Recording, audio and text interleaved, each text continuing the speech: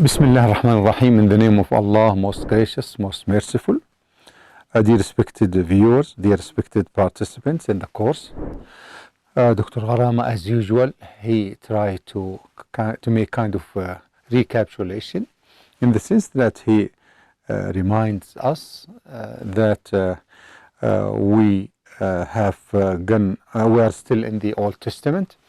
We finished the first part, the Torah, which consists of the 5 books. And now we also started on the remaining books.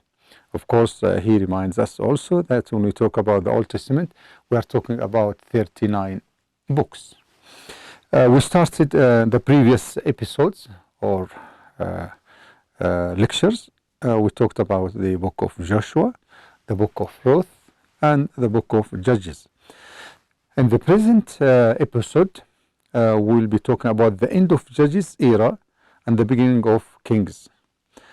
So he started as usual, he tries to clarify this kind of terminologies. So he started to talk about judges, what is meant by judges, and he reminds us that this era, the era of, or the book of Judges, begins with Joshua and the conquest of Jerusalem, and ends with choosing Saul as a king for the Israelites, with of course a gap if in between, with a gap of 460, approximately 460 years in between these things, in the between of the beginning of Joshua and the conquest of Jerusalem, and the choosing of Saul as the king of Israelites. This era is called Judges. So this is what is meant by this era of Judges. It covers this period. End of Judges. Some might say, Dr. Gharama argues, that even if we clarify contradictions that appears here and there, they will not be guided, and this is far from the truth. He clarifies us that we should not despair. And then he gives a very convincing evidence that it is known that guidance is the norm and misguidance is the exception.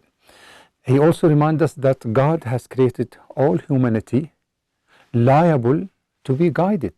This is the norm, this is the original. So we shouldn't claim that even if we clarify these misconceptions, if we talk about this contradiction and clarify to truth seekers, capital T, there will be no hope. No. As usual, he has an optimistic spirit, and he reminds us that we should have this concept that every person is created to be guided. On the opposite, guidance is the norm and deviation is the exception, and the mutiny against God's covenants. So those who mutinize or rebel against God's guidance are the exception, because God, this is in the, they call it inner disposition, al-fitra, inner disposition, that all human beings are created to be guided. But if they reject, this is the exception, this is the deviation, and this is the abnormality, as they say. Now we come back to say Goliath and his people expelled the Israelites from Palestine. So they went to Samuel. So when the Israelites were expelled by Goliath from Palestine to go to Jordan, the Israelites, they went to Samuel and they asked him to nominate a king for them. So God guided him to choose Saul, yet they rebelled him in spite of the fact that God gave him back the chest. Some people, they call it the chest, some people, they call it the Ark of the Covenant. It talks about this container, this casket that contains their scriptures and their signs. And also this is as a sign of the kingship of Saul and as a result of Samuel's invocation. So we are told by Dr. Gharama that after this expulsion of the Israelites from Palestine at the hand of Goliath, they ran to Samuel and they asked him to nominate a king. Under God's guidance, he nominated Saul, and there will be the story will come later on. Yet they rebelled against Saul, although he brought a sign, that is the return of the chest, to show or to indicate his kinship as a result of the invocation and supplication that Samuel did or asked God for this nominated king. Dr. Karama talks about the two versions. Their versions, they claim that the Palestinians took the chest, but this caused them many diseases and epidemics, and the worst was the plague. And he clarifies to us that when they talk about the plague, they talk about epidemics, diseases. So they talk about the plague and hemorrhoids. So they went to, when they were suffering from these two things, the plague, that is the epidemic diseases, and hemorrhoids, so they ran as usual to their sorcerers and magicians, and those sorcerers and magicians advised them to return the chest, to give the chest or the Ark of the Covenant, to give it back to the Israelites. However, to get rid of these two diseases, and this is really an amazing story, their sorcerer told them that if you want to get rid of these diseases that God has bestowed upon you, it's not enough to take back or to give back the chest to the Israelite, but also you should offer certain sacrifices. Are very strange, really, sacrifices. These sacrifices exemplified in 5 golden mices, signifying the plague, and 5 representations of hemorrhoids. Then Dr. Karam reminded us, being a surgeon himself, he said really it is difficult, and even common sense, agrees with him, that it is difficult to represent hemorrhoids. Anyhow, this is what we are told, and we are really wondering about such thing. Anyhow, the chest was retained, and the Israelites forgave the Palestinians. Maybe when they saw these two sacrifices, the representation of the hemorrhoids and the 5 golden mices. So they found that they opened the chest, and there's a story about it that they brought 2 cows and a cart or a chart which pulled the chest and so on. This is their version of the story. So they restored the chest, the Israelite, and because of this abnormal, extraordinary sacrifices that they sent, they forgave the Palestinians, and the diseases ceased. Now, as have been mentioned before, there are 2 versions of how Saul became king. And again, this is a reflection of the contradictions that we meet every now and then. So, can we still talk about a revelation, or that the prophets wrote these things? Anyhow, we leave it to you, dear viewers and dear smart and shrewd participant, to come to your conclusion. Dr. Karama wonders again, since they claim that these books are written by prophets, helped by the Holy Spirit, that is Gabriel, if so, why 2 versions? Why 2 contradicting stories? And it couldn't be a slip of a tongue, as he said, or just a minor thing, because pages has been talking about the details in the first version, which will be related to you later on, and the details of the second version. Let's start with the first version. The first version says that the Israelites asked Samuel to nominate a king. Samuel warned them of God's wrath. They insisted. God instructed Samuel to nominate a king, so he chose Saul. How? The story goes like this. How did he choose Saul to be a king? The story says that Saul's father, Qais, lost his donkeys, so he told Saul to look for them, and Saul reached area where looking for these donkeys. He reached an area where Samuel lives. God inspired Samuel that you will meet a very tall man from clan of Benjamin. He will be the king. So Samuel told him, and that on his way back he will see prophets coming down from a mountain carrying different musical instruments as if they are celebrating their prophethood. Strange, really strange.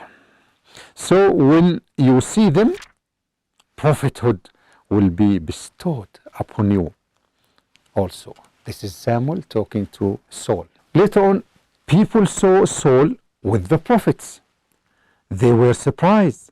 So they sit, and this became a kind of proverb among the Israelites, that when they say someone who, not entitled to do something, yet he did it, they will say, even Saul among the prophets. This became proverb, as they say, uttered when someone achieves something that he or she was not up to it. The second version. The second version, as Dr. Gharama clarifies, completely different from the first version. So whom to believe, or what to believe, the first or the second? The story goes as such. The story here says that the Israelite asked Samuel to choose king. So he surveyed the two tribes, the two clans. Then he chose Saul from the Benjamin's clan or tribe. Then we come to another event, the celebration of the kingship of Saul. Saul took the chest and the fighters with him, and he asked them on the way to cross the river. He asked them not to drink from the river, in order to testify, to examine their willingness, because if they just submit or succumb to their desires and whims, how would Saul expect them to fight? So some of them abided and some of them did not. Anyhow, they arranged for a celebration, and Samuel supposed to be with them, but he was late, and in fear of the fighters to rebel against him or to have a mutiny, Saul thought that he should proceed with the celebration, and he should proceed also with the sacrifices in the absence of Samuel. So Saul went ahead, and sacrificed were offered. Samuel got angry and announced that God decreed that none will inherit kingship from Saul's descendants as a punishment. Why did he hasten and proceeded with the celebration in the absence of Saul? So there will be no his genealogy will not, the kingship will not continue to be in his genealogy or his descent. Now we come to something really not easy, and that is to say and to dare to say that God regrets. The story goes as such. May Allah forgive us. In Samuel 1, chapter 15, we are told that upon the order of Samuel, Saul fought the Amalek in revenge for what they did to the Israelites when departed Egypt. So it is kind of revenge. Those Amalek, they attacked the Israelites on their way when they were coming out of Egypt. So as a revenge, to take revenge, Saul Samuel told Saul to fight the Amalek. Saul was instructed to kill all, including men, women, old men, and even animals. So he did, but he saved healthy animals for later use. God was angry, and under the title Saul's Disobedience, chapter 15, phrase 10, God disclosed to Samuel that he regretted. So, dear respected viewers and readers, if you just allow us a few seconds just to read to you exactly, this, this daring to say that God regrets. Here, as it has been mentioned in page 469, under the title Saul's Disobedience, we read the following. Then the word of the Lord came to Samuel, I am grieved, I am grieved that I have made Saul king, because he has turned away from me and has not carried out my instructions. It is really amazing to say that God regrets. God, who knows the unseen, who knows what's to come and what came and so on, how would he regret or change his mind? May Allah, God forbids. Anyhow, here we say that that he appointed Saul a king. Saul didn't kill all animals, so God, got angry. And here Dr. Garama pauses to remind the people and the listener and the viewers that while they accuse Islam of terrorism, here we read in a book that's supposed to, propagate peace and tolerance, we are told that even innocent animals and children and women are massacred, among the Amalek, are massacred at the hand of Saul by the order of God, quote unquote, as they say. So what happened? Saul didn't kill all animals. God deprived as a punishment when Saul didn't kill all the animals. God was in wrath with him. So as a punishment, he deprived him of the Gabriel inspiration and instead tortured him. God tortured Saul with wicked spirit, and he will feel kind of possessed, that he is possessed as a kind of punishment from God. So based upon the advice of his advisors, one of them is called Abin. So his advisor suggested bringing a young singer to relieve him from possession. He was possessed with the wicked spirit, with the musical instruments. So they brought a singer using musical instruments in order to relieve him from this possession that he used to suffer from. This young singer happened to be David. Saul fights Goliath. Now we come to the battlefield and the battle and the fighting between Saul and Goliath. They narrate that Goliath, the Palestinian commander, challenged the Israelites with a forceful army. They narrate also that continues to relate that Goliath shouted, "Who will come out for a sword duel?" So he challenged the army of Saul, and they said, "Who dare to come for one-to-one sword duel?" He kept, calling, and nobody came out. They say that it lasted for 40 days. On the 40th day, so they just, many days passed, no one came out. And on the 40th day, this young man said he will accept the duel challenge. Saul wondered, who is he? As if he didn't listen to him singing before. So again, this is kind of contradiction. He's supposed to know this young youth because he was singing for him and he was suffering from obsession of this bad spirit. Anyhow, this is what happened, and this is again the contradiction that we find every now and then. Anyhow, the young man David killed Goliath after he hit him between the eyes with his slingshot. He took his sword and killed him with it. Other version of the very story, the same story, but other version, narrates that Saul saw this young man killing Goliath, so he asked his advisor, Abner, who was he? Again, this is strange. How could he say who was he? Who happened? He happened to be the singer that they used to bring him to him in order to relieve him from this obsession. Anyhow, contradictions continues every now and then. Now we come to a completely different issue, that is Saul's scheme or plot to kill David. David became famous after this, this challenge that he managed to kill Goliath. He became famous among the Israelites. Saul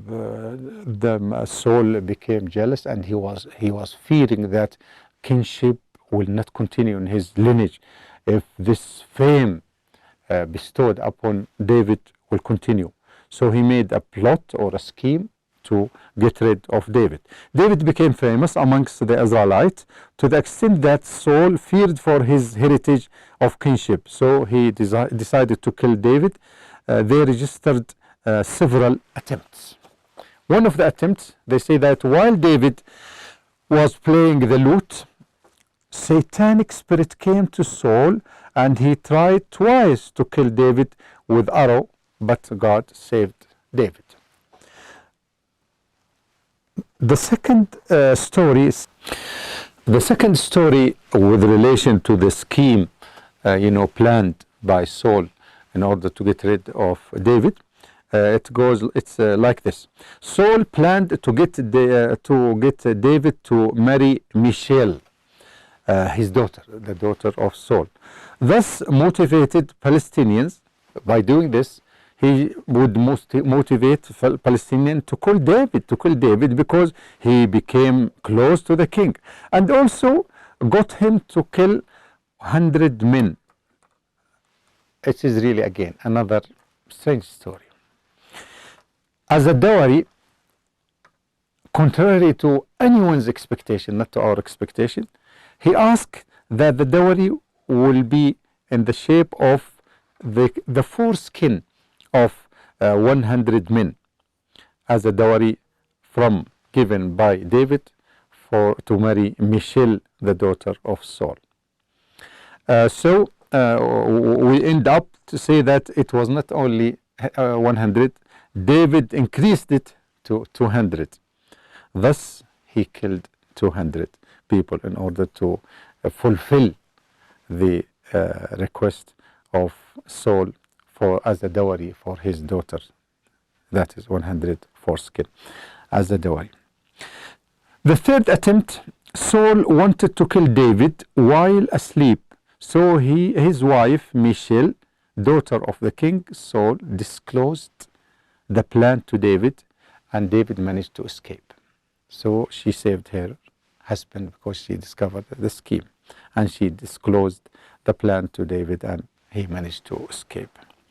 The fourth attempt, Saul traced David with army twice, but David fled to mountains with group of gangsters consisting of 600 men.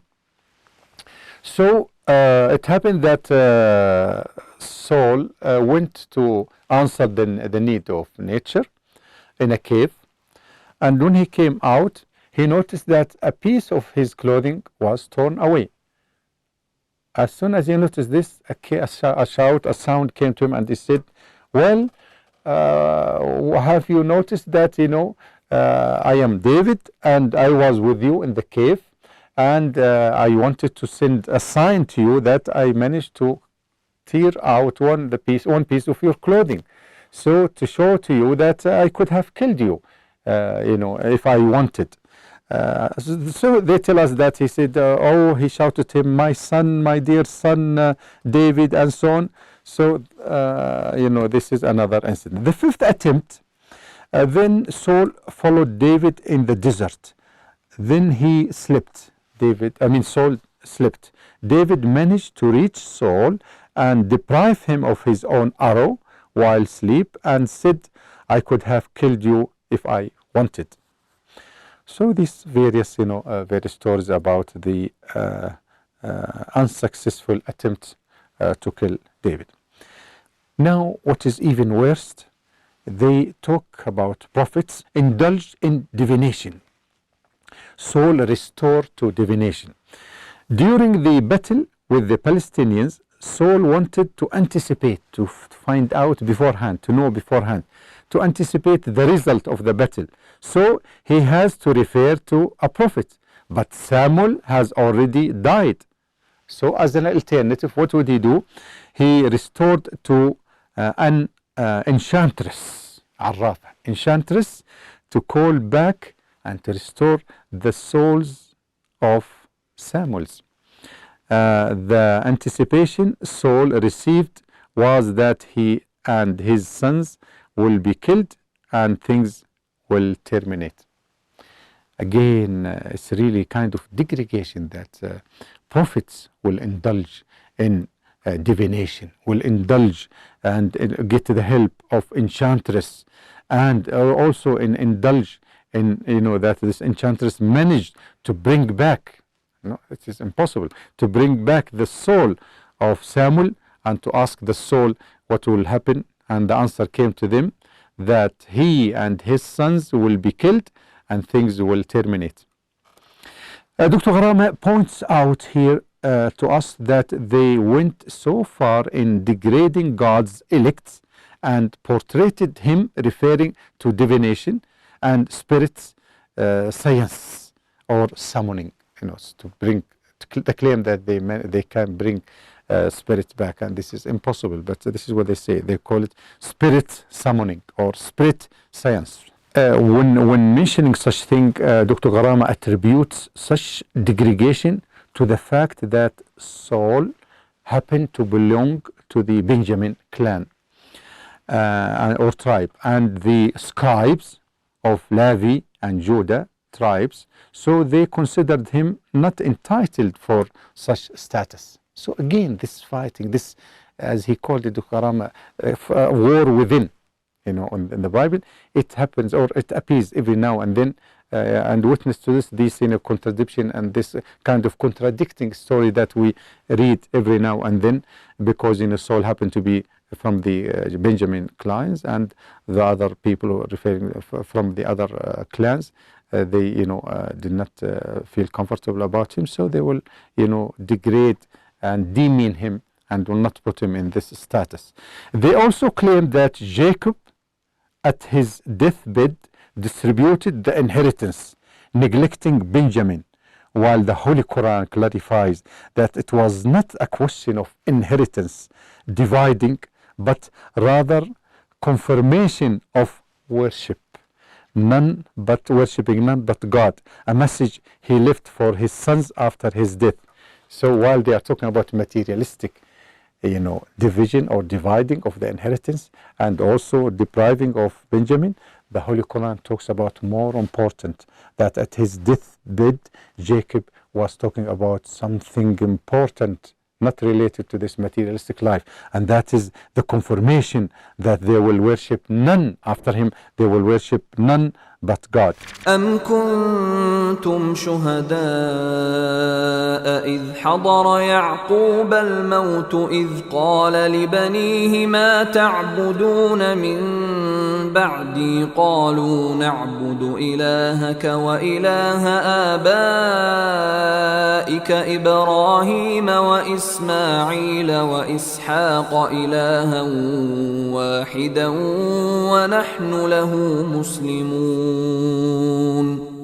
Or were you witnesses when death approached Jacob, when he said to his sons, "What will you worship after me?" They said, "We will worship your God and the God of your fathers Abraham and Ishmael and Isaac, one God, and we are Muslims in submission to him." With this we conclude this episode, and looking forward to seeing you on other episodes. We leave you in the care of God. Assalamu alaikum. أكاديمية التعريف بالإسلام أكاديمية التعريف بالإسلام أكاديمية التعريف بالإسلام